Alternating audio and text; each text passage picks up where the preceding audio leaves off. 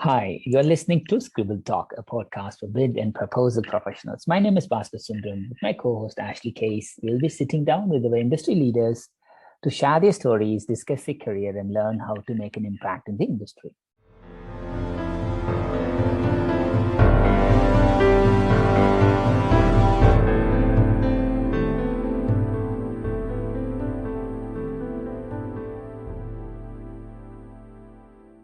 Today's guest is Pyne. Anne has been working for 7 years at enexdi and 16 years of professional business development experience, and provides responsive, pleasant, and professional service to help clients develop compelling winning proposals. She served 5 years on the APMP-NCA Board of Directors as a corporate partner chair and won the 40 Under 40 Award for APMP in 2019, and is a graduate of Wake Forest University, where she earned a degree in Sociology.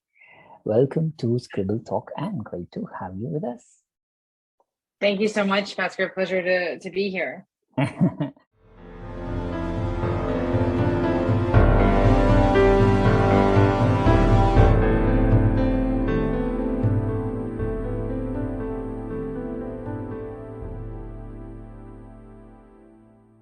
let's go back to the very beginning. Where were you born? And let's talk about your early schools.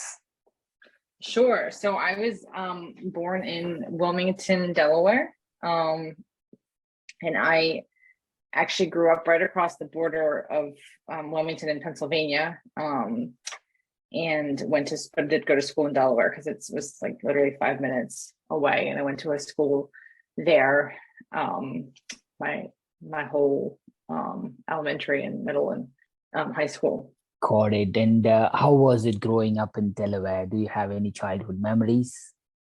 It's funny. I remember in high school wanting to move away I went to school in the South, Wake Forest is in North Carolina. And then after Wake, wanted to be in a bigger city. But I don't think I appreciated how pretty the area was, and, what a nice area it was, just especially living in the DC area now, or for the past 16 years. I don't think I understood how nice it was to just get around there so easy, because it was more country, suburban than the metropolitan area here. But yeah, it was a beautiful place to grow up, and I feel like things were simpler back then, not to make myself sound old, but yes. Growing up, did you had any views of this is what I want to be in when I grow up? I actually wanted to be an architect when I was younger, very young. And then I took a couple of geometry classes. Oh, wow. And I hated it. I was like, this is not for me. I didn't mind some math, but geometry was not that. And, architects, you have to be very fastidious and super detail oriented with, measurements and all that. And that is not my strength. So that was something that I realized would not be for me. It's good that very early on you had a thought and you already tested it, and then you decided, no, that's not for me. Because for most of us, even in adulthood, we try, and then only after a few years we realize that's not for us. Some people still get stuck, even though they don't like things, they still continue to do it. But no, well done you for at least very early on testing and moving on swiftly. Yeah, especially I think think there's something called maybe the strength finders, like focusing on your strengths rather than trying to improve your weaknesses. I think is very important. And knowing what you are good at and trying to figure out how other people might be able to help you with what you aren't good at is a skill set that is very important and helpful. And like you said, most people, I think, don't always do that, or they get kind of stuck in something. Nice. And once you grew up, did you end up doing your graduation in Wake Forest immediately, or did you had a career before and then you picked up sociology later? Yes, so I did graduate. I graduated high school in 2002, and then I graduated from Wake Forest in 2006. Yeah, and then I right after that I moved to DC, well, to Arlington, Virginia. One of my good friends from high school, she had actually done a semester in DC, and kind of sold me on it. And a lot of my college friends moved to this area at that time. So there was a fun group of us that kind of came up here together. And so I was living in Arlington when I first moved here, but I've since lived in Arlington, and then in DC for several years, and then back to Arlington and back to DC and then Maryland. So I've been kind of all over the DC area, but I've been in the same house now for 6 years, so more settled.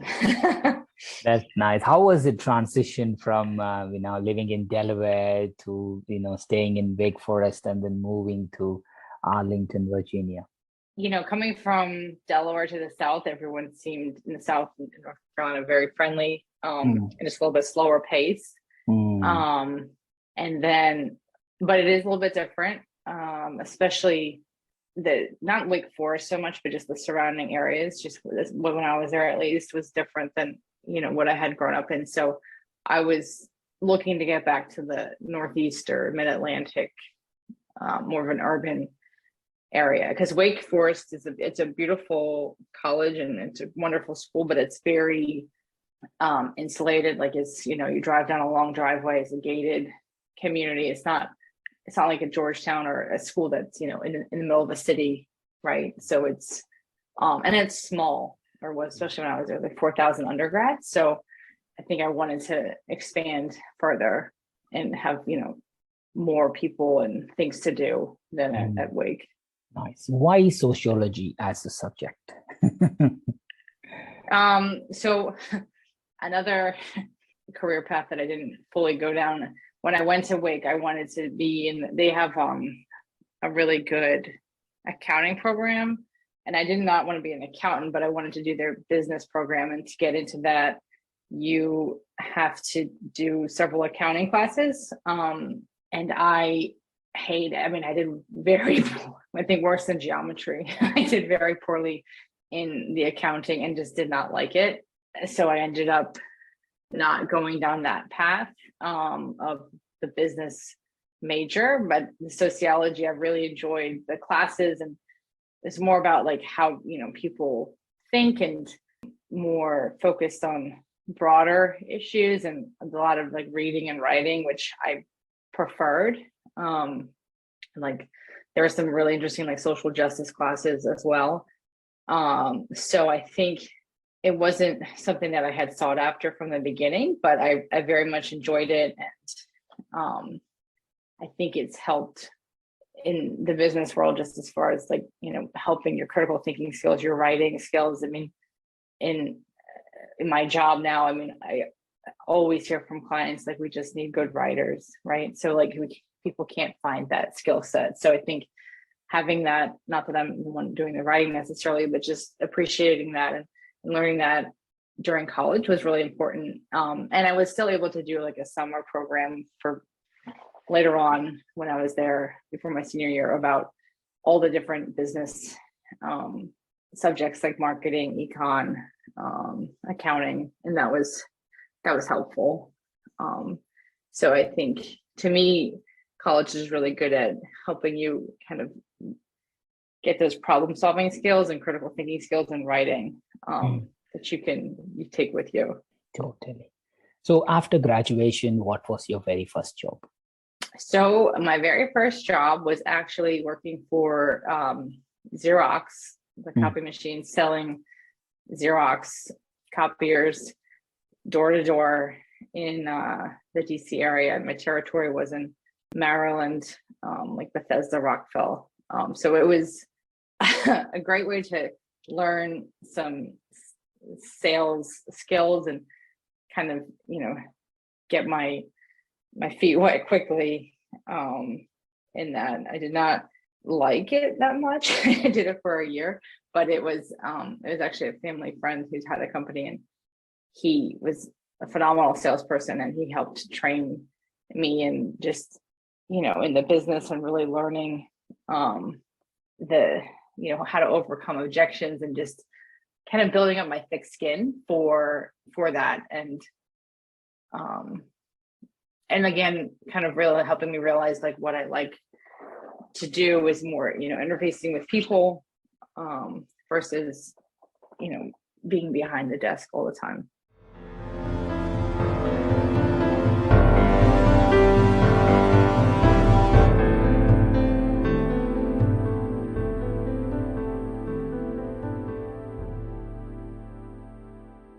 Nice. I think once that grounding happened, selling Xerox in Washington, Virginia, and other areas, how did you progress? What was your career timeline all the way to your current role then?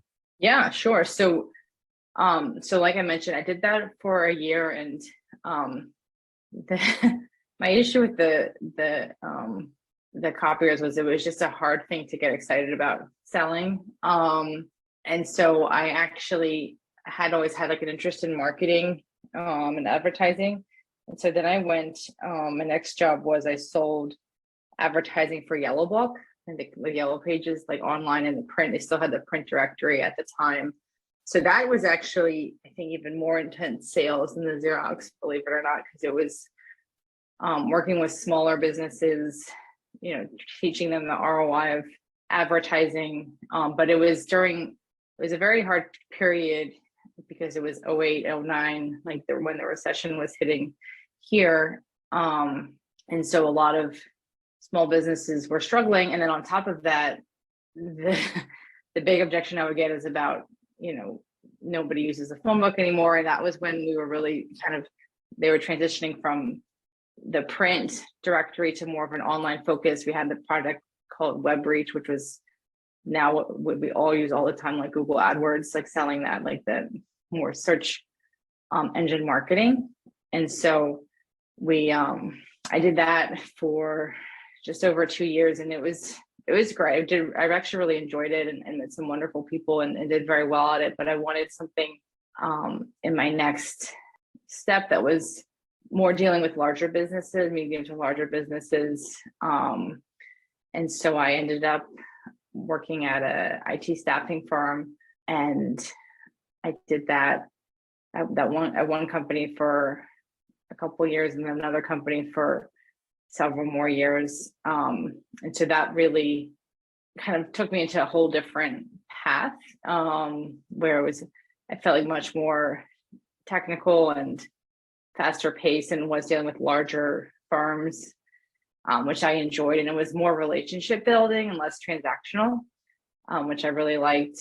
And then I actually did IT staffing for about 7 years at a couple different companies. And then I took a break and worked at a friend's family's company doing promotional products, which was something completely different, and was fun. And it was a wonderful company and met some wonderful people, but it was not for me. And so I ended up actually, one of my colleagues from one of the staffing firms, her good friend worked at enexdi and was moving away, but still with the company, and they were looking for somebody to be local to do sales. And so I joined enexdi 7 years ago, July. So we've been there about 7.5 years now.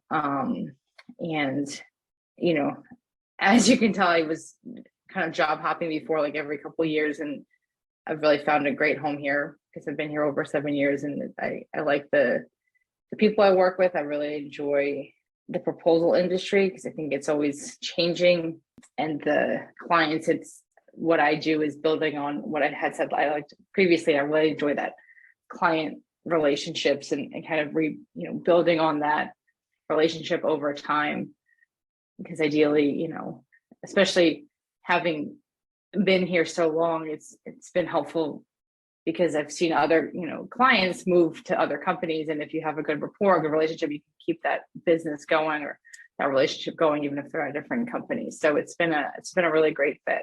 That's great. And with 7.5 years with enexdi, and you might have seen a multitude of proposals. Do you remember your very first proposal?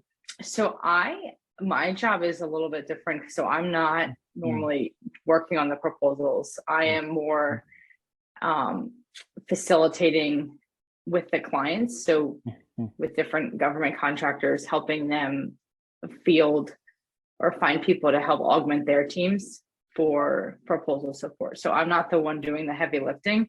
That being said, I have learned a lot through APMP and having been on the board about that. And then even just having to get some clients for myself, I've had to work on proposals, right? So, and that gave me a huge respect for what everyone does, especially the desktop publishing side of things. Yes.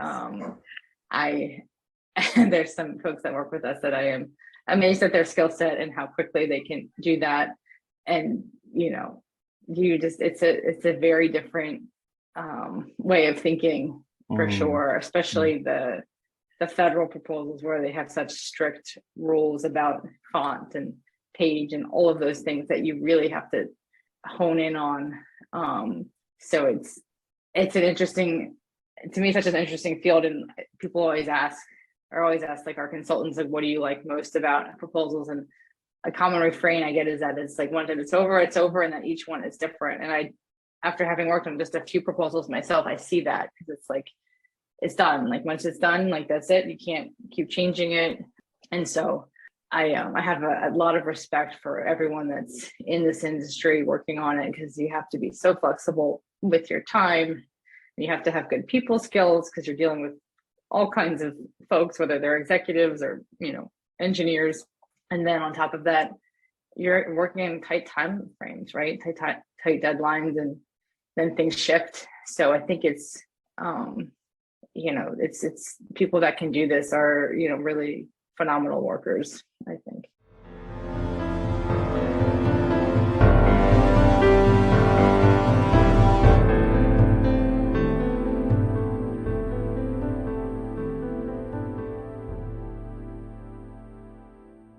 That's so nicely said, Dan. And being part of APMP, when did you come to know about APMP? And talk us through your APMP chapter memories and your leadership contributions, and also congratulations for being part of the APMP 40 under 40 in 2019. Thank you. So I came to know about it as soon as I joined enexdi, and I remember vividly sitting with my colleague Andrea, who she had, prior to me joining the board, was on the board doing corporate partners for several years. So she kind of trained me on it. But I remember sitting in a conference room, like when I first started, and she was talking about APMP and different RFPs and just a different terminology. And I was thinking, oh my gosh, this is like alphabet soup. I have no idea what they're saying.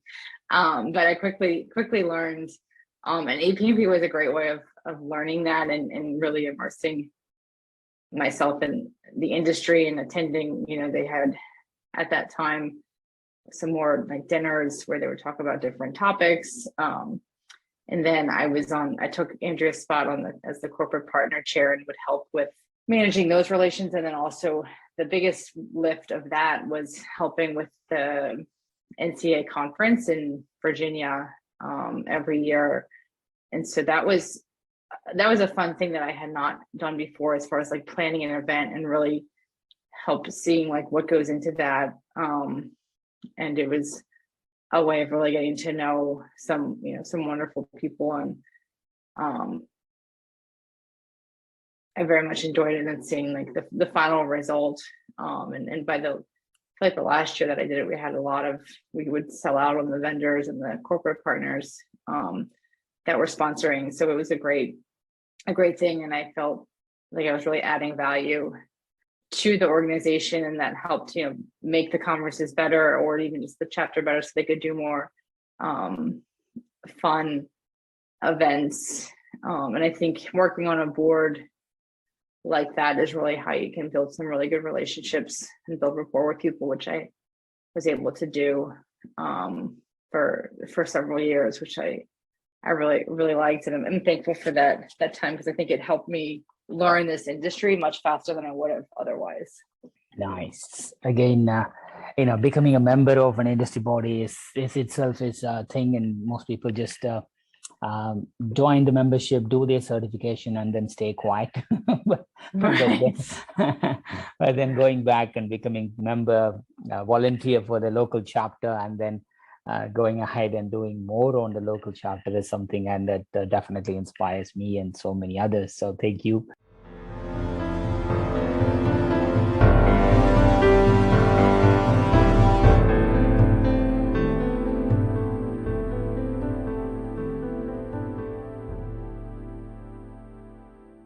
So I think we've talked enough about your professional career, early life, and APMP. Before we move into Nutters round in honor of Howard Nutt, or rapid random fire question round, tell us 3 things not many people know about you. Let me think for a second. One is, this is just kind of light, but I love to travel. I've been to New Zealand and Argentina and Europe, and I've been to Hawaii 3 times. I just love traveling. I think it's such a wonderful thing that you can do. And, the whole COVID pandemic gave me a further appreciation for that. And that, just when you can go someplace, go and go do whatever you can do. Because I feel like there's a lot of things that I've done on different trips that are no longer able to access after the fact. Trying to think what else. I am terrified of horses.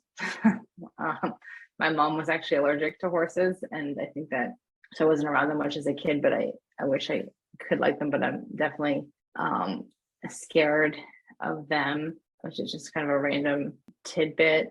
And I think third, I like to always be early or on time for things, and it makes me anxious if I'm not.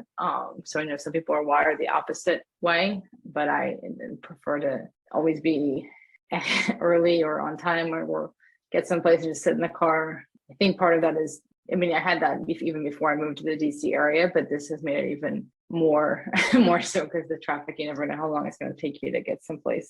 3 different things. Thank you for sharing.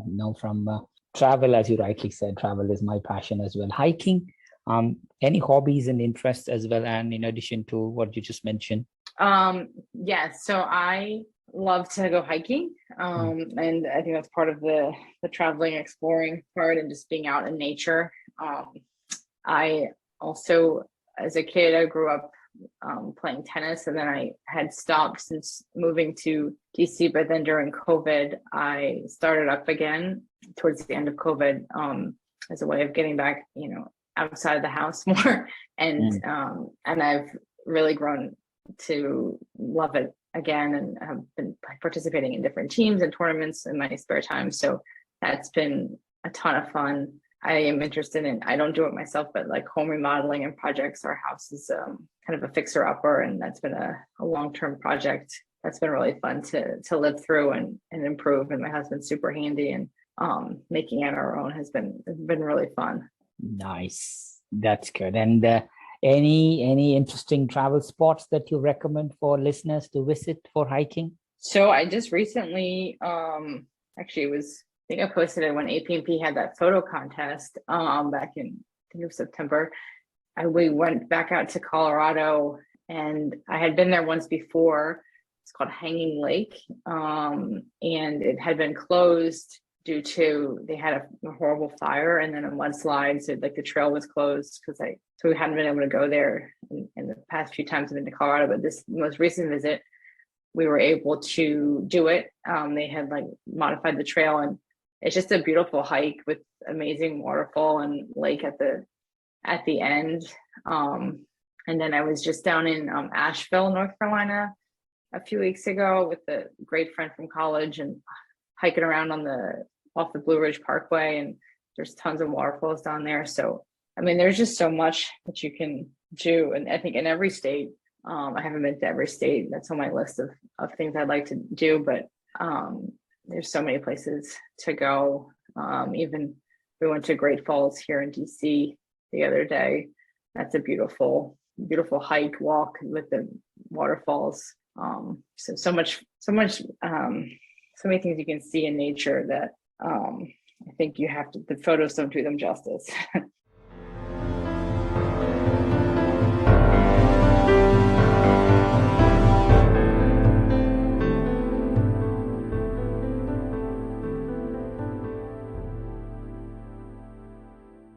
Nice. Thank you, Anne. Thank you. So let's officially enter rapid random fire question round. There's no right or wrong answer. Whatever comes in your mind, just go in there. Mostly it will be around some topics that you mentioned, but it could go left or right. So if you could visit any place in the world right now, where would you choose to go and why?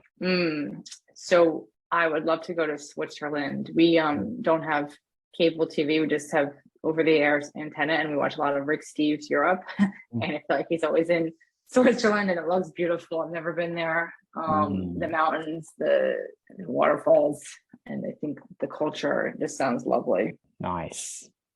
If you were attending a Halloween party, which just happened recently, what would your costume be and why? So I think I would, because I had found a cute costume for my dog, a UPS costume. I would want to match him and be a UPS driver as well. So we can go I'm gonna make my husband do it too. So we could all be matching together. UPS driver. That's an interesting one. Yeah, mainly just because I have this cute costume for it. So for my dog. I think it'd be easy. I like costumes that you can make kind of from home, stuff you have at home. Oh, that's nice. So what's the name of your dog? His name is Buckley. He is a golden retriever, about 80 pounds. So he's a big and messy dog. So if I ask Buckley for a reference about Anne, what do you think he will tell about you? I think he would say that, she likes to do things, but she really just wants to lie on the couch with him and hang out at home. Because he's my good companion, especially working from home. That's good. That's good. For a day, if you're switched with your husband, you become your husband and your husband become you, what do you think will happen? What is the first thing you would do to him? Oh man, I think so. I am very messy and he is very clean. So I would probably make him, if I were him, just start cleaning, and get mad at him as me being a mess. Because I just don't, people are wired differently, and it doesn't bother me as much as it should.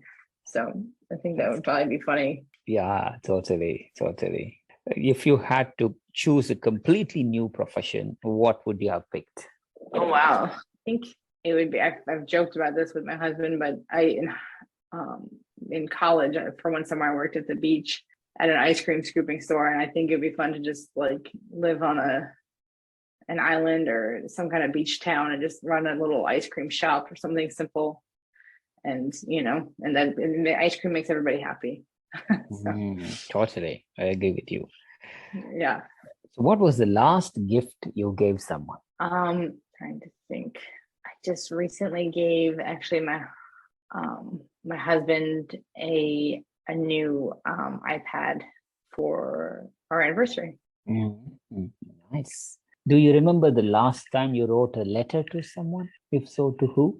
I have a good friend from growing up, actually the one that had lived in DC prior. She always writes me wonderful cards and letters, and I don't reciprocate as much as she does, but I had sent her one when she had recently moved into a new apartment. So that would be my most recent one, but I need to do it more because I love getting snail mail, and I think it's a lost art that people should do more. Nice. So do you watch TV? And a little bit. So I kind of bounce around different streaming services. Right now I have Hulu.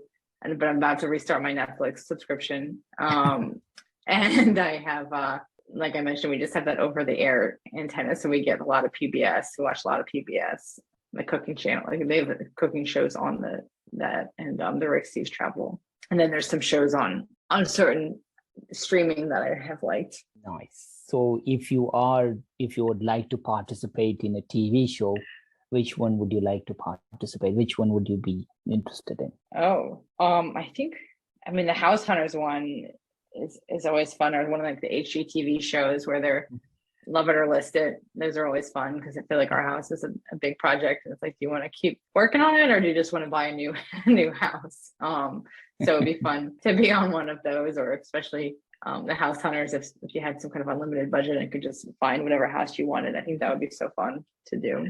Nice.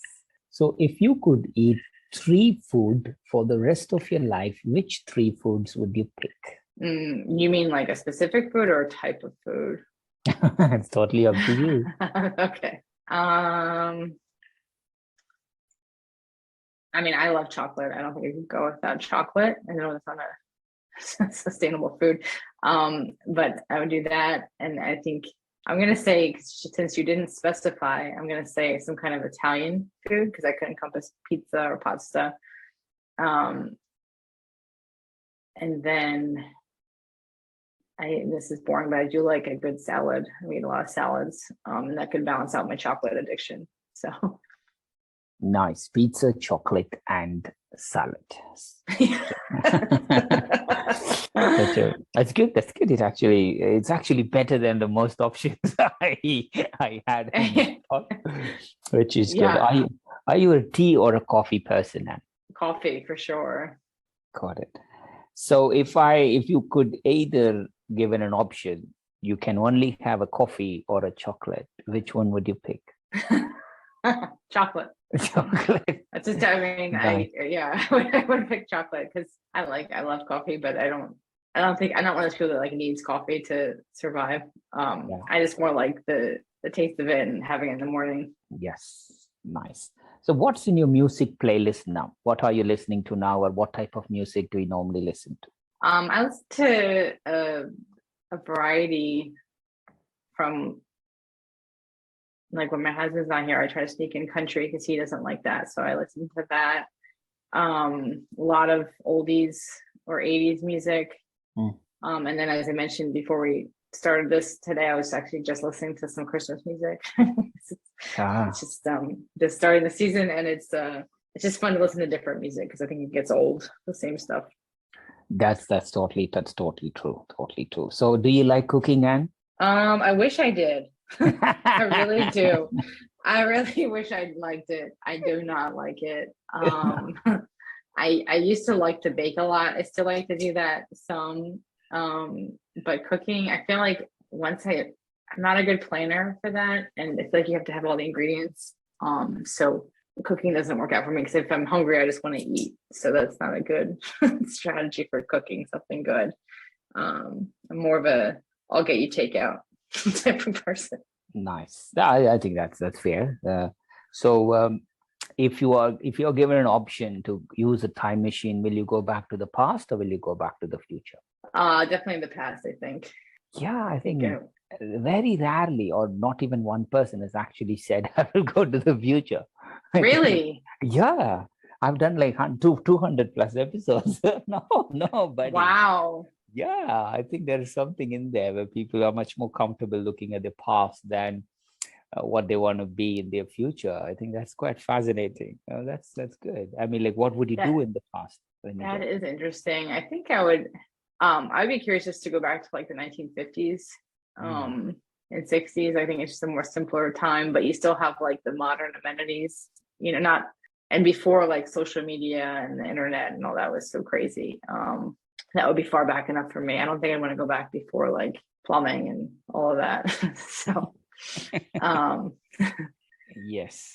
So what's the weirdest thing that you've ever eaten? Oh, I know.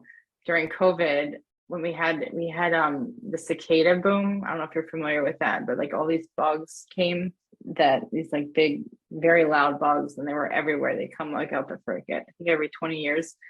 And one of our neighbors was grilling them Oh, on his wow. grill. Yeah, and I tried one of that.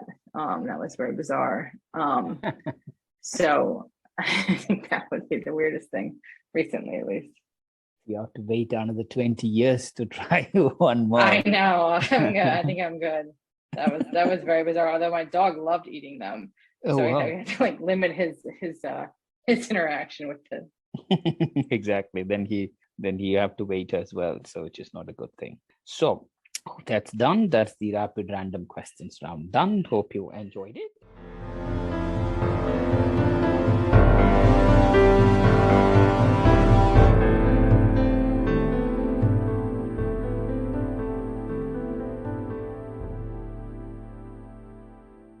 So who are the people who have been the most influential in your life and career? I think both of my parents have played a big influence, and they would always say, just focus on do what makes you happy and not put pressure on me to do a certain thing, which I really enjoyed. And then I think that my first boss, his name was Kimball at Xerox, who was a family friend. He, I think, really helped shape my career as far as like being very encouraging with my sales and teaching me kind of the basics of it at such a young age. So those would probably be the three. Nice.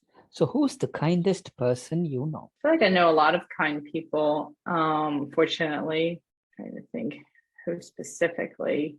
I mean, I would have to say the kindest person to me is my husband.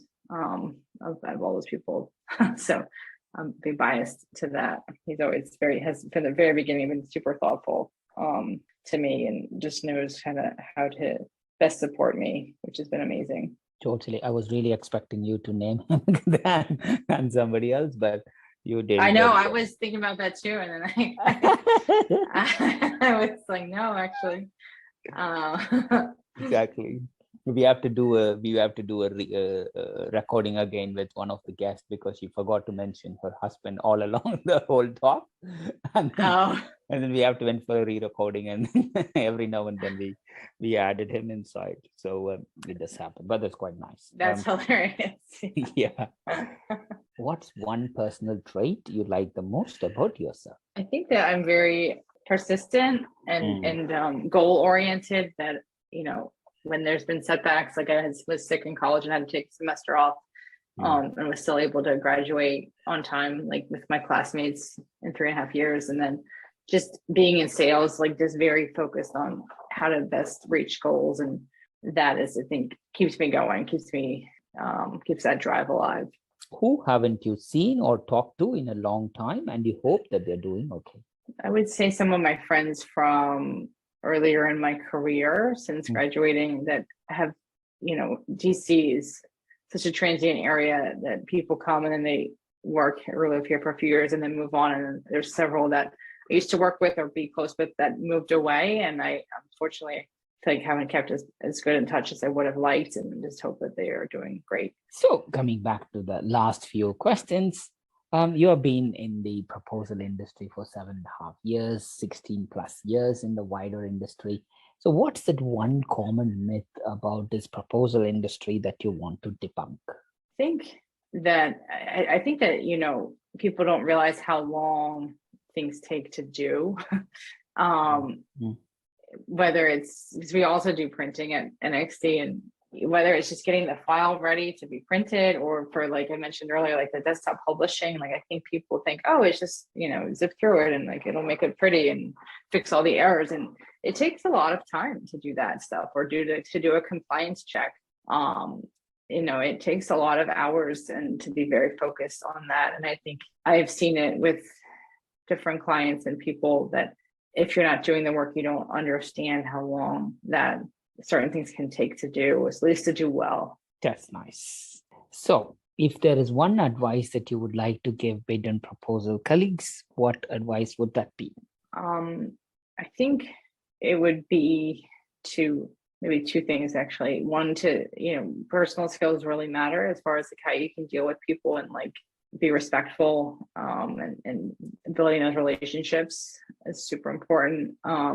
And I would say the other thing to maybe more junior folks is just really hone those writing skills and like the interviewing skills, because I think if you can do that, you would be set for life with the job, because I feel like almost every client I talk to, they struggle with that area of people that can interview their SMEs and make it proposal, or make that, related to a proposal and compelling versus just, and being really a really good writer, I think would take you a long way, even if you're a PM or something different, or even just an editor. Like, you have to know that basic, and be very skilled at it to do well. Nice. That's a good advice.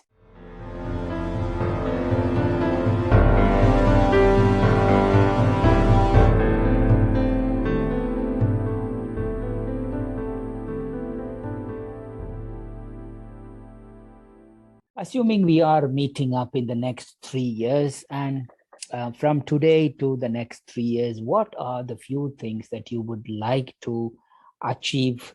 So when we look back in these 3 years, we could have the same conversation and say, Bhaskar, these are the few things that I did it in the 3 years. So do you have any of those thoughts laid up? Do you mean professionally or? Both personally and professionally.